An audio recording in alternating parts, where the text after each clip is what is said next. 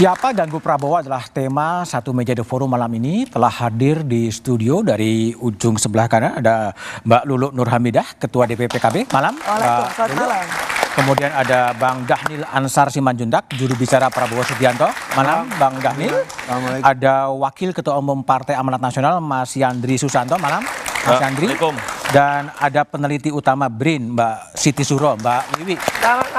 Saya juga lagi menunggu kedatangan dari politisi PDI Perjuangan, Adian Napitupulu yang sedang dalam perjalanan. Saya ingin mulai diskusi ke Bang Dhanil dulu sebagai juru bicara Pak Prabowo. Kenapa Pak Prabowo kemudian mengatakan apa yang tidak ikut ya jangan mengganggu lah sebetulnya? Pertama begini Mas Budiman, memang kan selama ini konstruk berpikir kita itu melihat politik seperti melihat pakai nalarnya itu nalar antagonis. Antagonis? Saya nyebutnya nalar antagonisme. Sehingga kemudian seringkali ketika kita berbeda sikap politik, apapun yang dikeluarkan oleh rival politik kita itu salah, itu buruk.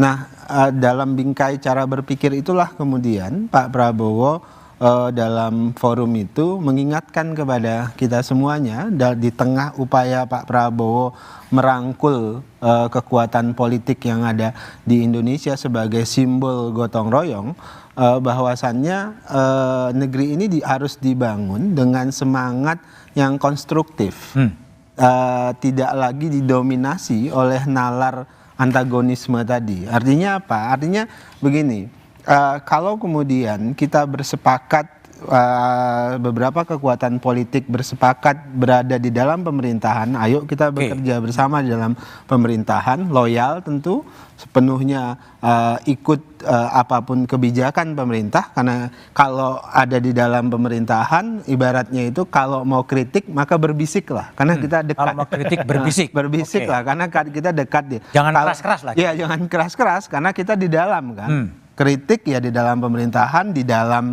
rapat kabinet. Atau kritik by WA lah ya? Iya, dalam kabinet ya, karena kan ini satu tim.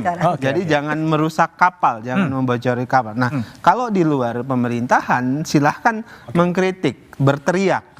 Tapi kemudian teriakan itu harus kemudian konstruktif. Dalam makna konstruktif yang saya maksud itu begini. Tadi jangan pakai nalar antagonis. Nalar antagonis tadi adalah apapun yang diproduksi oleh pemerintah itu salah. Jadi mengabaikan ada hal yang kita harus bangun, istilah saya itu mutual understanding. Ada hal-hal yang kita harus jalan bersama ini, tapi kalau kemudian ada cara yang berbeda silahkan kritik. Tapi jangan semua salah, ini salah, harus akhirnya kita ingin naik tapi menginjak yang lain. Itu yang Pak Prabowo tidak menginginkan. Semua yang ada yang memutuskan di luar pemerintahan tentu kritik wajib, harus, dan kita hormati.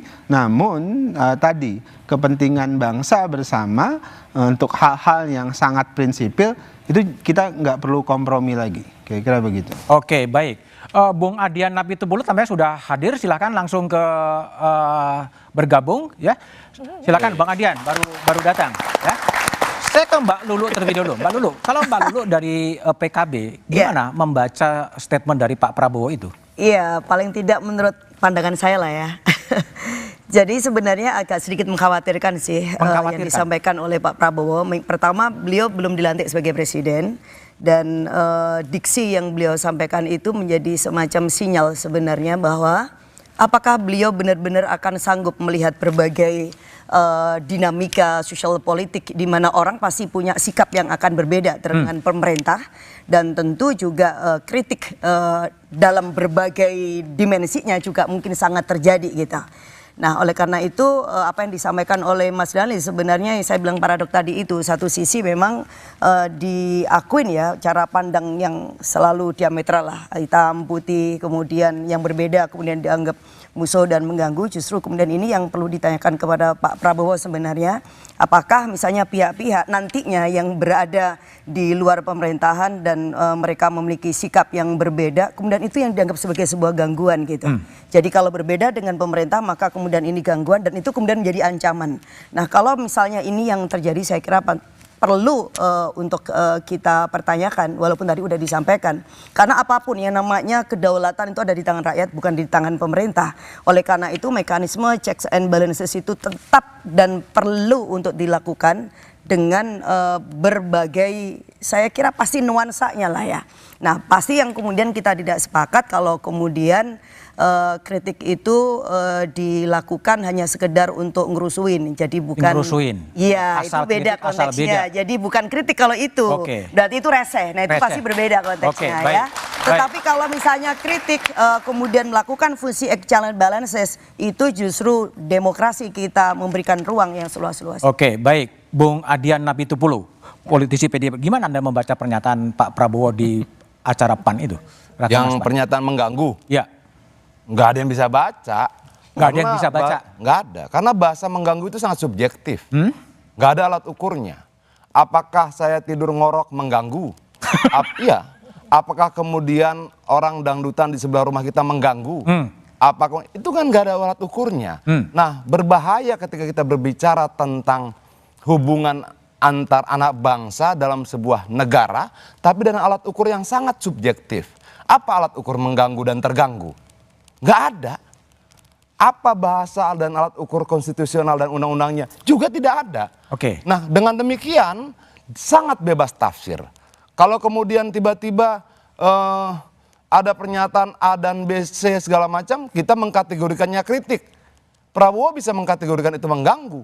Dan apa alat ukurnya? Ya dia sendiri yang tahu. Oke, tapi kan Pak Prabowo juga mengatakan gini, Bung Adian, kalau memang tidak mau jadi penonton di pinggir jalan ya silakan, jangan mengganggu. Kalau PDIP mau masuk atau mau di luar sih sebetulnya? Kalau sampai hari ini kan kita gini, kita ini kan partai ya, partai yang terpimpin.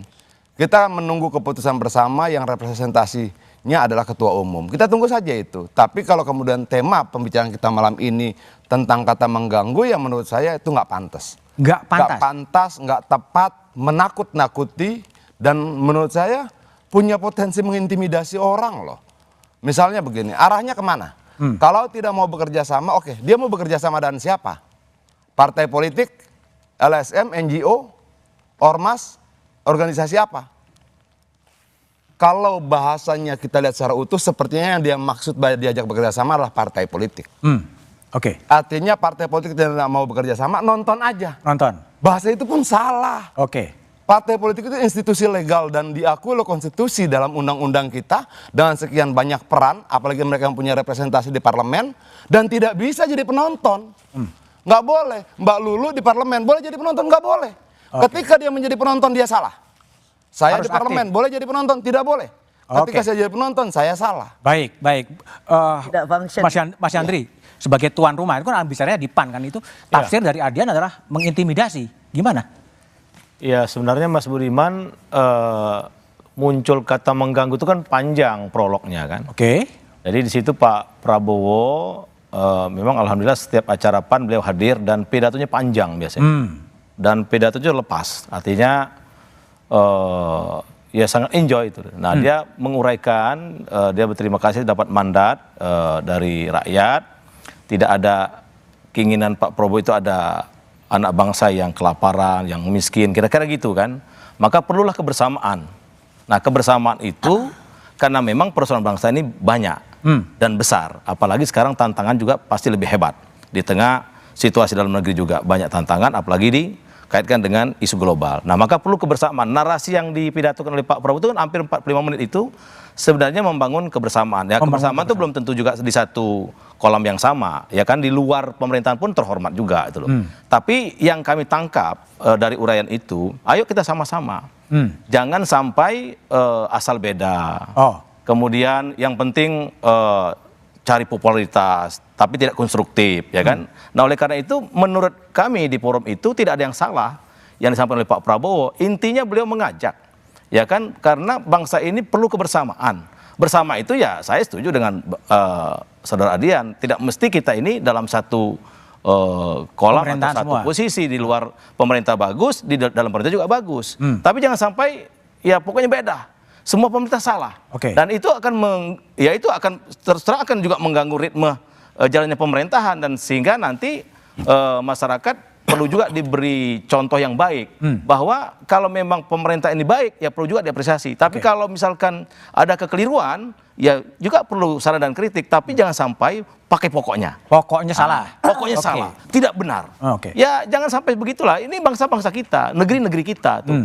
Semua kita harus ikut bertanggung jawab. Jadi Yang prinsipnya kami tangkap right itu. orang is my country. Iya, itu pokoknya yang kami tangkap dari Pak Prabowo itu begitu jiwa raganya itu intinya untuk bangsa dan negara. Ayo kita sama-sama. Oke. Jangan sampai terganggu. Nah, kira-kira begitu karena waktu terus akan bergulir. Ya, Jangan oke. sampai kita ketinggalan dengan negara-negara lain. Baik, saya ingin dengar sebenarnya analisa dari Mbak Wiwi Siti Soro apa yang dibaca dari pernyataan Pak Prabowo, tapi jawabannya setelah jeda berikut ini.